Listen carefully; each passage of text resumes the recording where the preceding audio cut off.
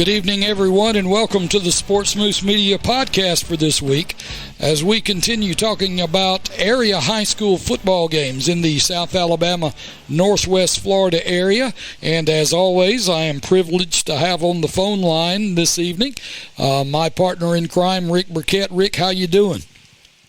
Doing just fine this evening, Rick. Thank you. I appreciate that.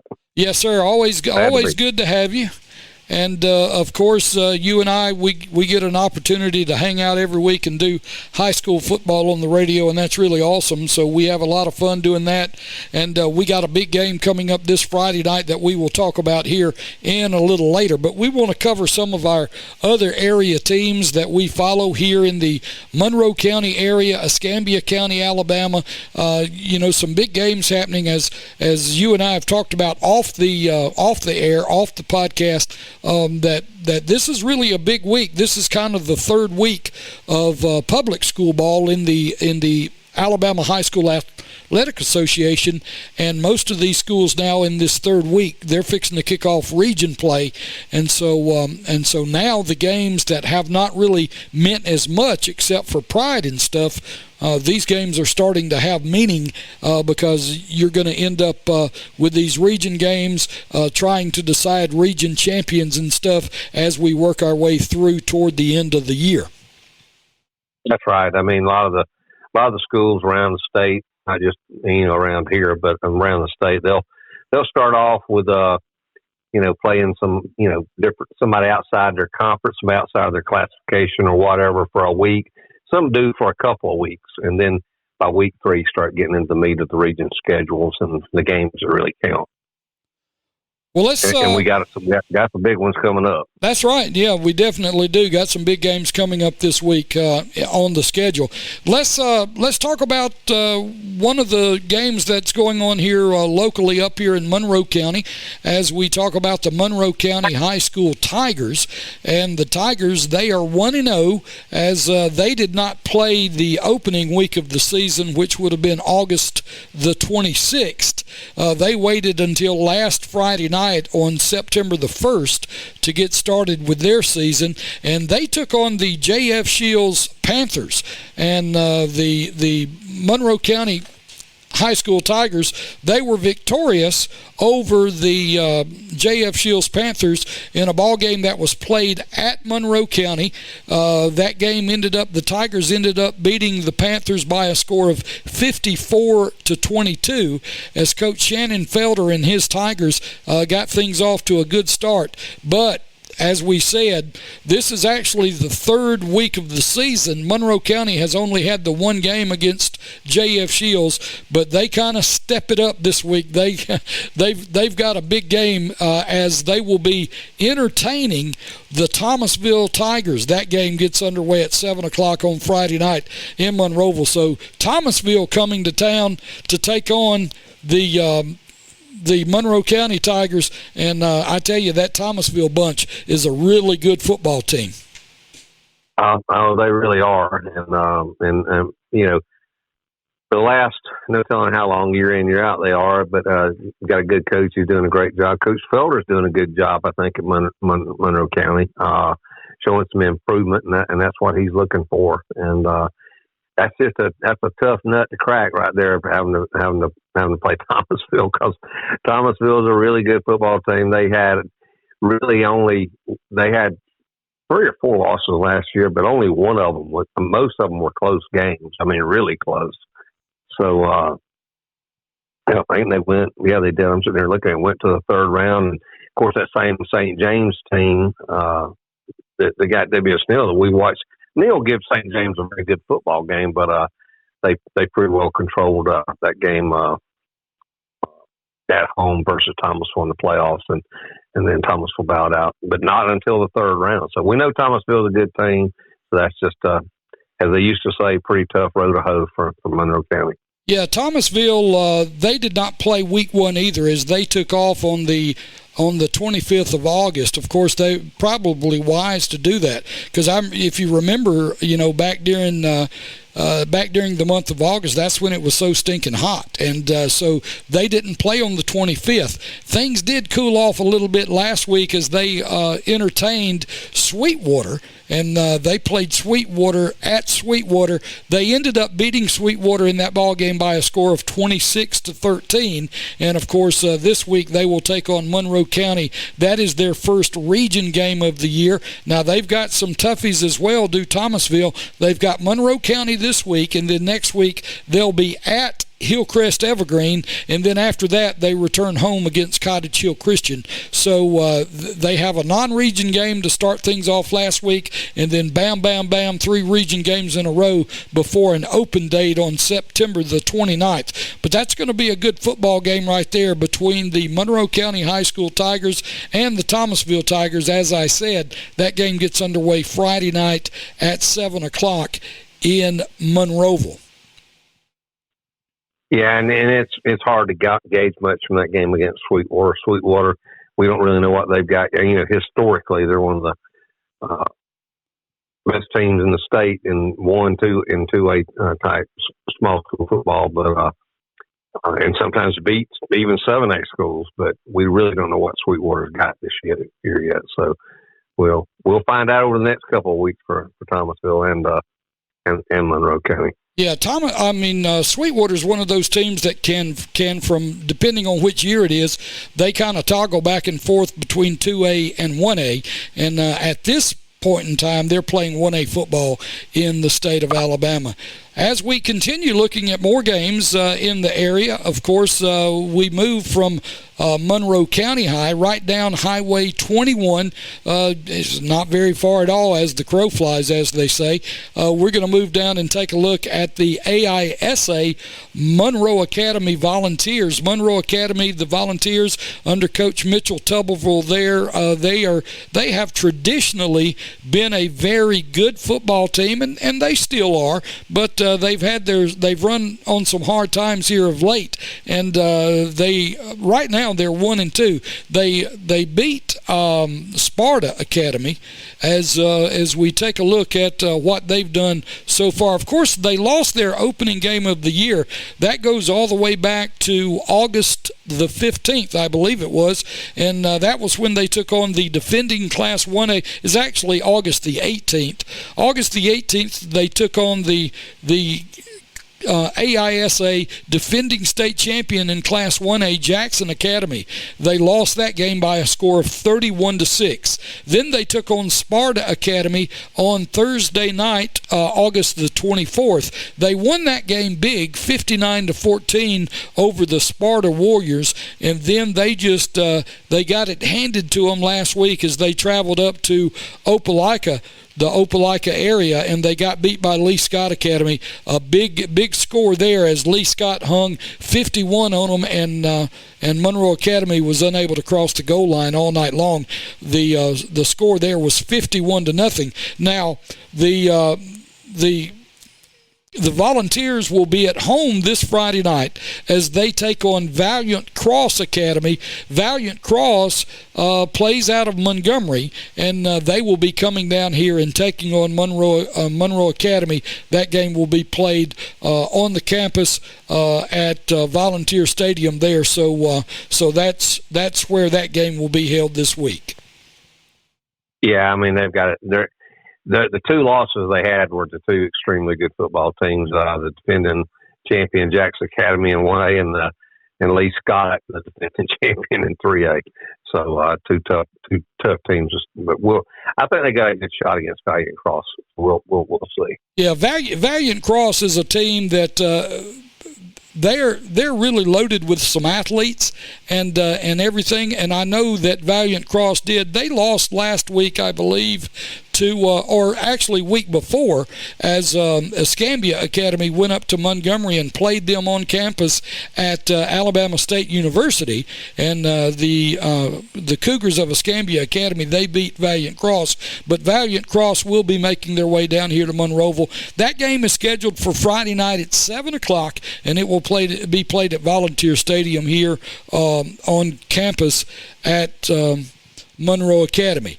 As we continue to look at other games in the area, of course, staying in Monroe County, if we look over, one of the teams that that we've kept an eye on and been keeping an eye on here of late. The XL Panthers, of course. XL had a very good team last year, as they were very senior loaded, and they've got some kids playing next level football right now. XL had a good year last year. They went 9-2 in the regular season.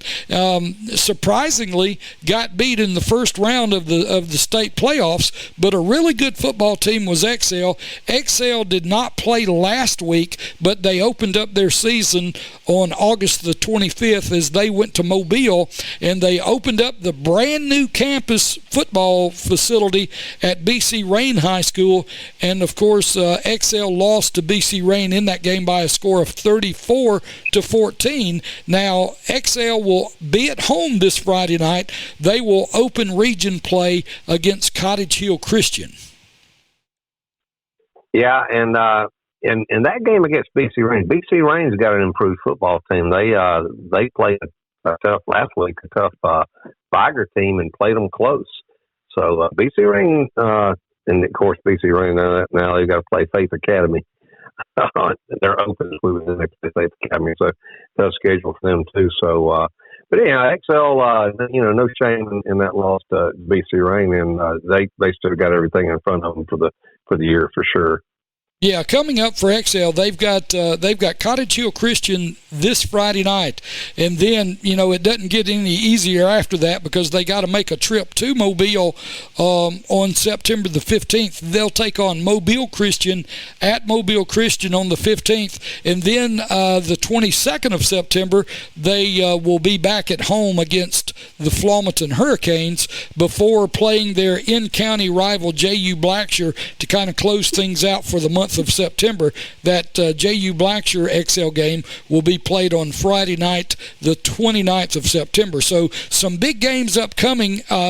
XL's they've had their open date, so now it's a lot of football left as they will play about 8 games in a row before wrapping things up the first weekend of November. As we continue looking at other games in the area, of course, looking at XL, we'll stay again in Monroe County, and we'll take a look at a team that I kind of drive by their facility just about every day if I'm going to work or going into town or wherever I may be going.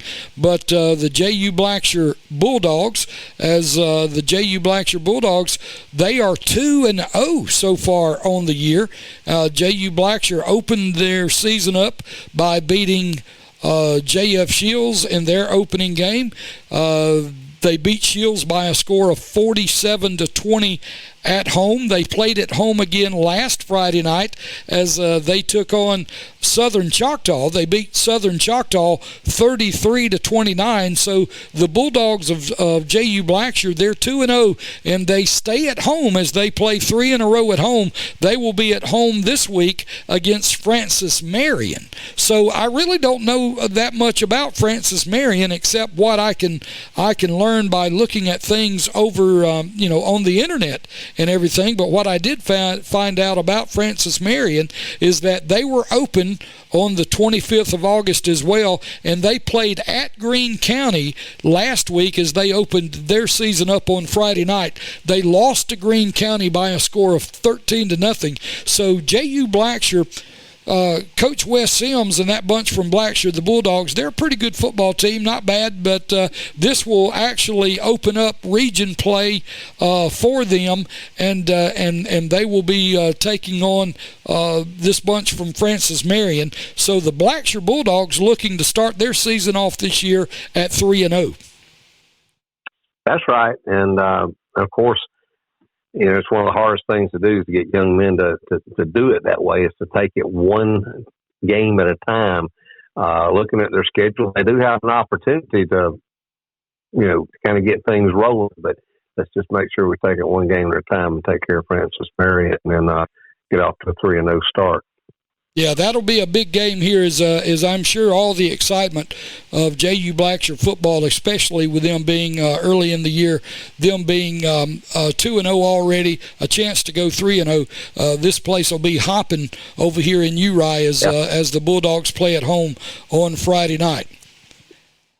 Let's move now out of Monroe County and let's move into Escambia County, Alabama, as we will take a look at the Escambia Academy Cougars from out in Canoe. Of course, the Cougars, they lost one last week, a tough one. You know, you and I were leaving and driving through that way as the Cougars took on Clark Prep Academy. That game went back and forth as we were trying to keep up with scores and stuff from our Friday night game at WS Neal, but Clark Prep ends up becoming victorious over the Cougars. Of course, the Cougars are 1-2 on the year. They went over to Starkville, Mississippi on the 17th of August and took on Starkville, Mississippi Academy, a game that they lost 39-20. And then they came the next week. They actually went north to Montgomery. We talked about that a while ago.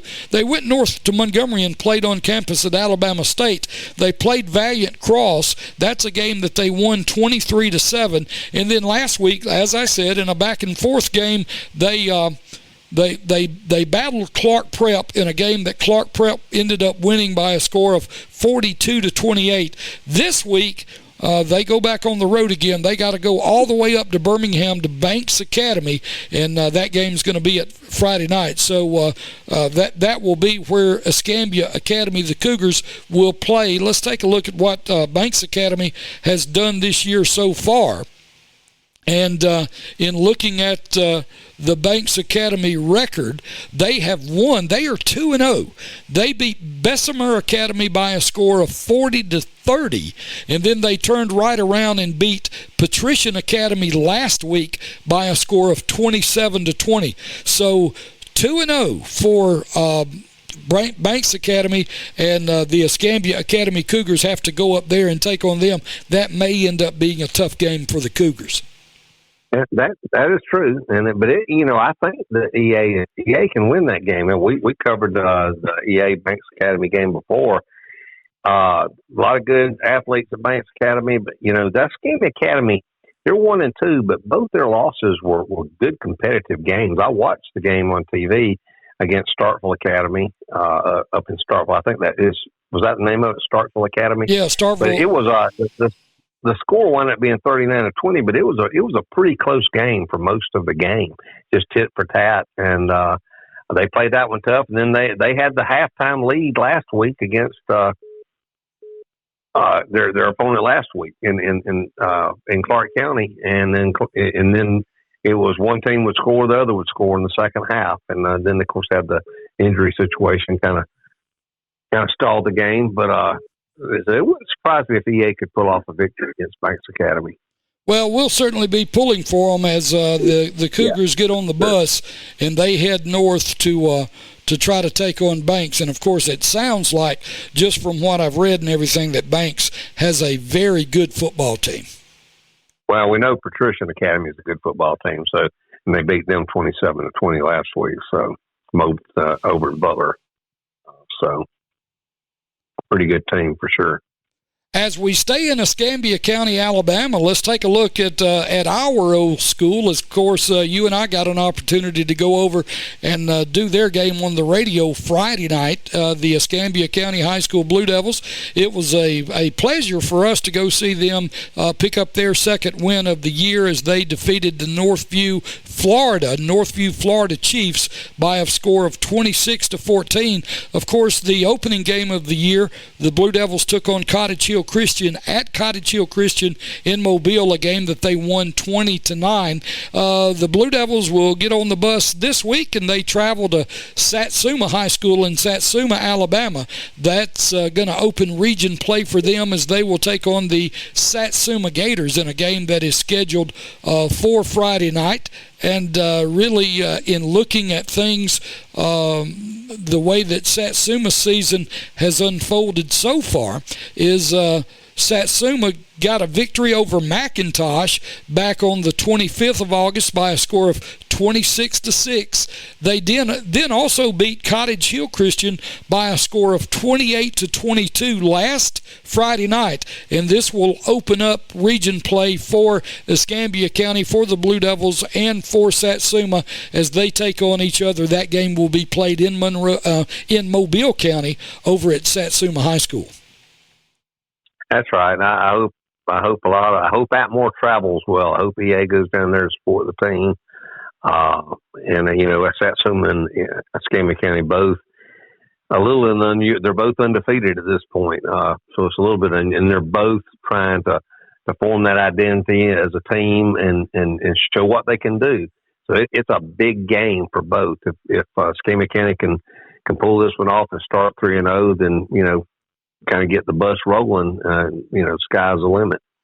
Well, I know you and I, having the opportunity to do that Escambia County High School football game on the radio on Friday night, were really impressed by the way the speed of the Blue Devils is really incredible. That's a fast bunch, and matter of fact, I remember you talking about it during the broadcast. The Blue Devils, they throw a lot of bubble screens and stuff and try to get the ball into the hands of their playmakers. They don't throw very many intermediate passes. They either try to get the ball into the hands of their playmakers in space, or either they just going to run by you and try to throw it up and let somebody run under it. So, but the Blue Devils really played well the other night, and really what was really impressive was the play of their defense. Their defense on the defensive side of the ball. Those Blue Devils are really good. Yeah, they really looked a lot better, and they had a good defense last year. Played a tough schedule, but had a good season. But I really kind of had the feeling they worked on their defense a lot, and they did, and it shows. We saw, as we used to say, a lot of slobber knockers, a lot of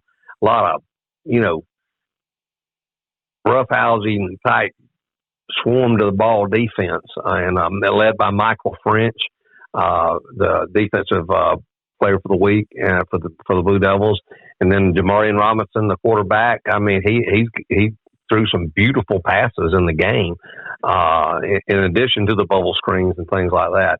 And I got to tell you, just as far as sheer speed, I mean, even that first touchdown they threw to number 7, I mean, he took off, and I mean, his speed even surprised me. I mean, those guys from Northview were like, wow. And yeah, he was gone. Yeah, that was pretty unbelievable. I mean, it was unexpected, certainly.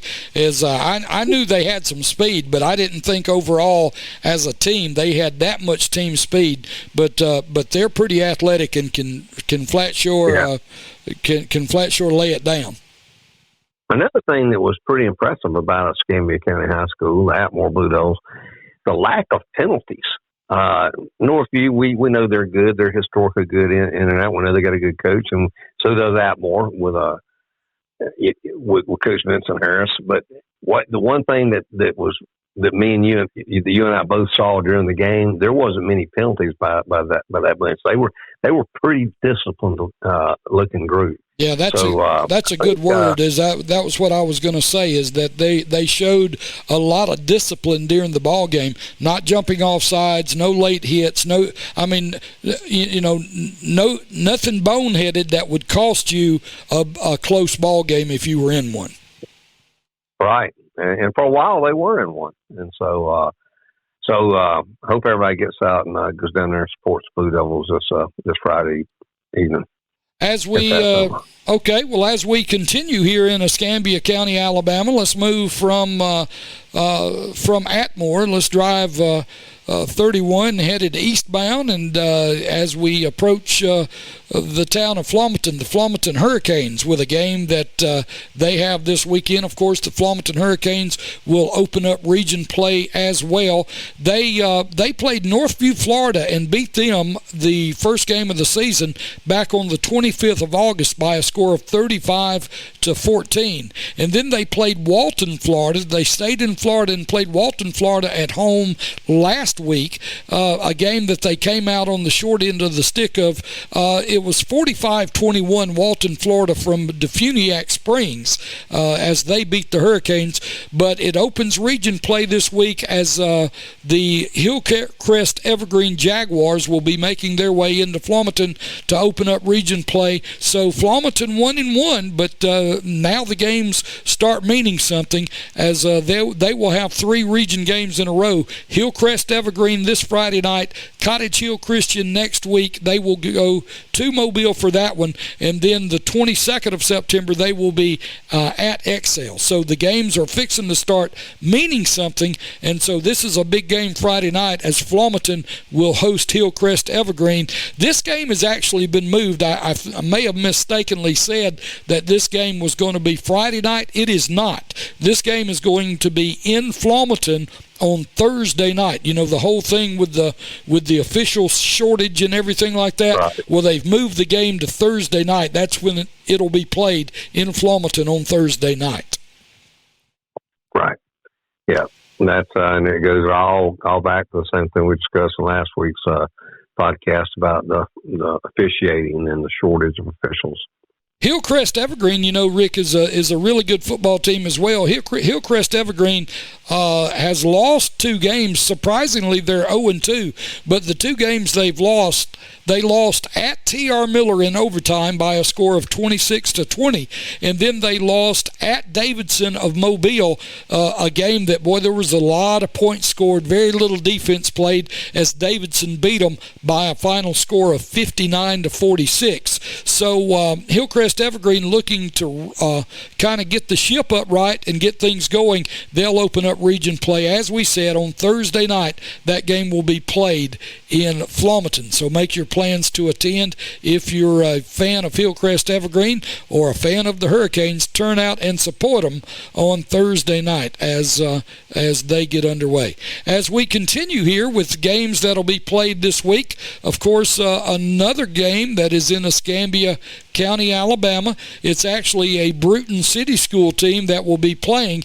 It's the T.R. Miller Tigers. And as we look at the Tigers, of course, the Tigers, a really good football team. The Tigers opened their campaign this year beating those Hillcrest Evergreen Jaguars that we just got through talking about in overtime the first week of the season. T.R. Miller beat Hillcrest in overtime 26-20, but then they played at home again against the UMS Wright Bulldogs. Of course, UMS Wright, they come into Bruton at Bruton Municipal Stadium. They ended up beating the T.R. Miller Tigers in a very close, good ball game. That final score of that one was UMS 16, T.R. Miller 14. Now, shouldn't be any problem really, and I don't mean to degrade anybody, but if you look at the teams that are in Class 4A Region 1, they probably open up with the least likely to beat T.R. Miller's Tiger team of the whole region. They will be hosting, or actually no, they go on the road. T.R. Miller goes on the road and will play at Wilcox Central, a team that is really not known to be a football power.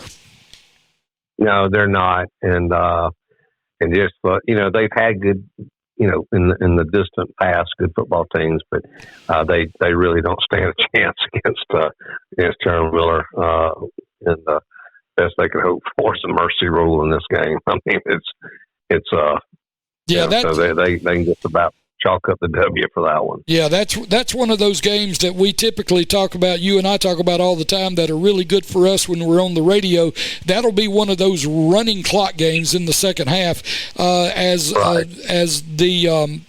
that bunch from Wilcox Central, they opened up the year against a McKenzie squad. They actually lost to McKenzie the opening week of the season by a score of 47-28. They were open last week, and they probably needed that open date to try to get ready for what was coming in the form of the T.R. Miller Tigers. That game will be played on Friday night up at Wilcox. Right. All right, so let's talk about the game that we've got, and it is probably the game it is probably the game that that a lot of people are talking about, especially in South Alabama and Northwest Florida, as our bunch that we do on the radio each and every week, the W.S. Neal Blue Eagles. They are going to open up region play this Friday night. This game will be in East Bruton as Coach Ronnie Cottrell and his Mobile Christian Leopards will be coming into town, and the Neal Blue Eagles with a 2-0 record. They are 2-0 on the year to open things up. W.S. Neal has a really good football team. They were better last year. They are better than last year this year, but they kind of jump into it.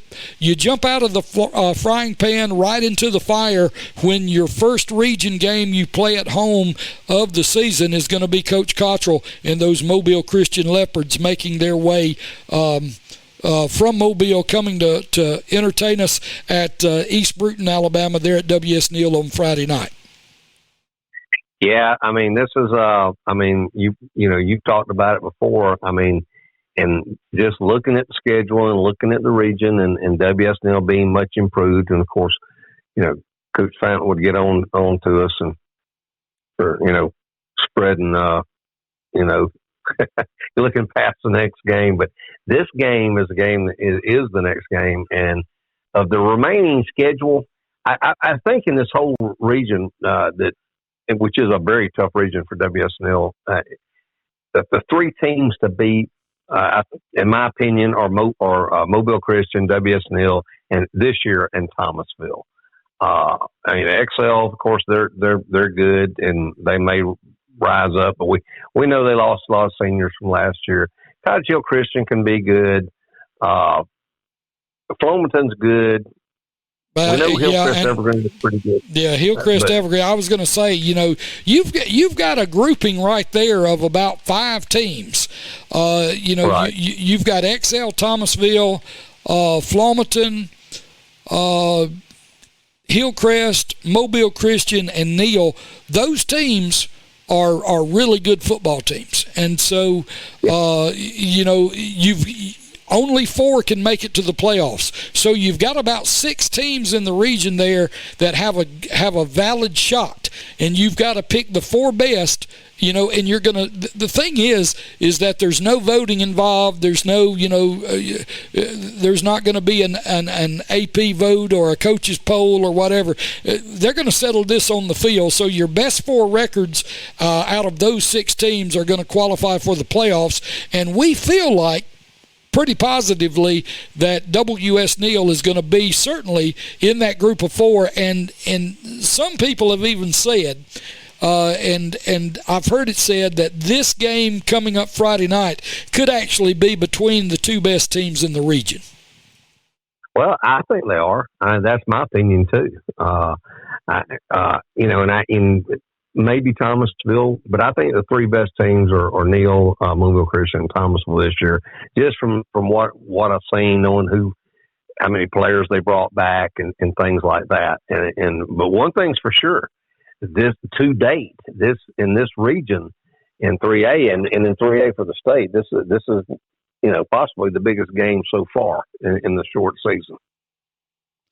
Well, I'm looking forward to it, Rick, and I tell you one thing, we're gonna put this information out there because we talk about this each and every week with this SportzMoose Media podcast. We get together and you and I talk about high school football games in the area and games that we are excited about seeing, and we just enjoy high school football in the area anyway.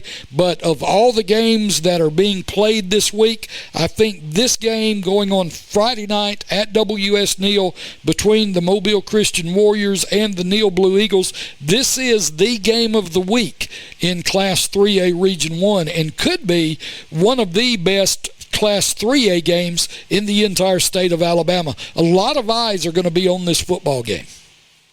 Oh, yeah, and they already are, yeah, and I think so. So, and, of course, we'll be, rooting for the Blue Eagles and C4 Carter Hodges and Jaden Stuckey and Almir and Jalen Likely and all those guys. And they've looked good in the 2 games we've done, and including the scrimmage that we went to. So they're a good looking football team. But I know Mobile Christians played a couple of private schools. It's kind of hard to tell what they got. It's just we know historically, year after year, since Coach Cottrell has been there, they're very good, and I think they're very good again this year. And they did play a couple of smaller schools to start the season, out of state private schools, but they did what you're supposed to do with those kind of schools. They beat them pretty handily. So I think, and you can bet you he didn't show much of what W. Neal is going to see on Friday night. I guarantee you, Coach Cottrell has not played his hand of what. So he's only given for film study for WSL. He hasn't given them much to look at in the first couple of games. So, but it should be a great ball game Friday night. Yeah, I'm looking forward to it. Rick, it's been a great night tonight to sit down with you and talk about all these games. Of course, we would end the show tonight just like we always do and tell everybody that, hey, this is as pure athletic event as you can get. Friday Night Lights are incredible. Get out and enjoy your favorite team. And it doesn't matter whether it's one of the teams we talked about or wherever you may be listening to this podcast from. If you want to be entertained, it's kind of like the old Gladiator line,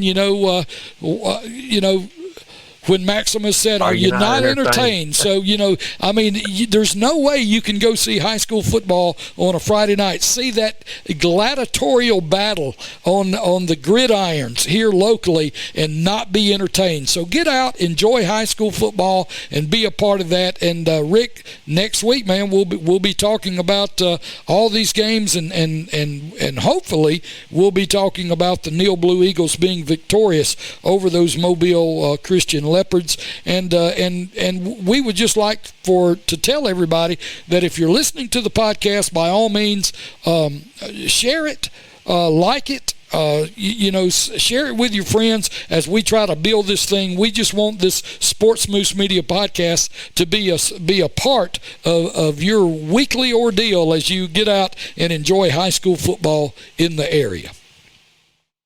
That's right.